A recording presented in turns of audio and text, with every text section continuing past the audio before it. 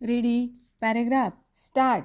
एक धर्म, एक परंपरा, एक भाषा यांवरच देशाची एकता ही बुलंद होत असते, चिरंजीव होत असते. दुर्दैवाने आज भारतात यांतले कुठलेच पाहावयास मिळत नाही. भारतात अनेक धर्म आहेत, परंपरा आहेत आणि भाषा तर खूपच आहेत. त्यामुळे अखंड भारत ही घोषणा साफ पुसली गेलेली आहे. म्हणूनच की काय, भारतीयांच्या खुल्या नजरांना भारत देश खंडित होत असल्याचे पाहावे लागत आहे. हे सर्व घडण्याचे कारण भाषावार प्रांतरचना हे एकच आहे. ह्याच भाषावार प्रांतरचनेतून खलिस्तानची मागणी भारताला पुनश्च खंडित करील की काय ही भीती निर्माण झालेली आहे. आजच नव्हे तर भविष्यात एक धर्म निर्माण होऊ शकत नाही, एक परंपरा निर्माण होऊ शकत नाही किंवा अखंडताही टिकविता येणार नाही. आणि तरीही भारत हे एक राष्ट्र म्हणून निर्माण व्हावे. भारतीय जनता एकात्मतेच्या भावनेने बांधली जावी म्हणून एकच मार्ग आहे आणि तो म्हणजे भाषा. भारताची एक भाषा झाली तर संपूर्ण देश हा हळूहळू एका बंधनाने बांधला जाईल, एक राष्ट्र म्हणून उभा होईल.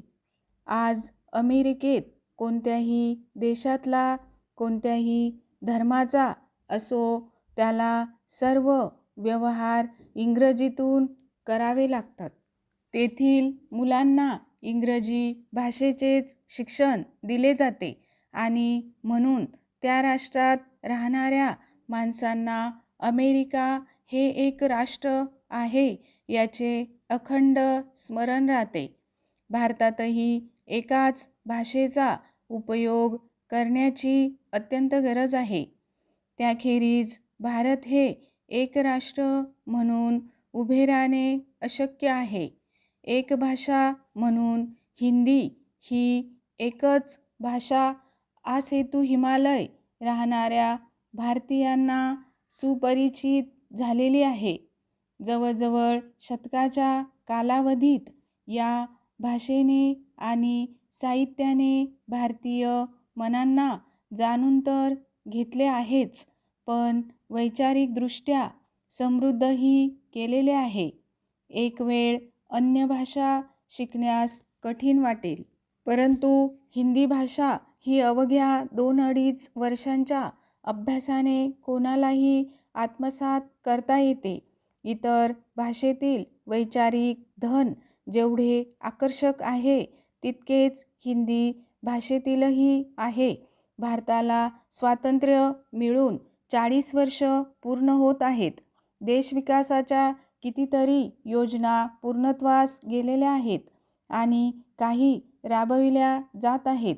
भारताची शैक्षणिक औद्योगिक क्षेत्रांतील प्रगती नेत्रदीपक असली तरी बहुभाषी भारतीयांना ऐक्यात गुंफण्यासाठी आंतरभारतीय भाषा विद्यापीठ स्वातंत्र्य प्राप्तीनंतर लगेच निर्माण झाले असते तर आज 40 वर्षांत जी भारतीय मने संकुचित झालेली दिसतात, ती ह्या हिंदी भाषेच्या संस्काराने झाली नसती. स्टॉप.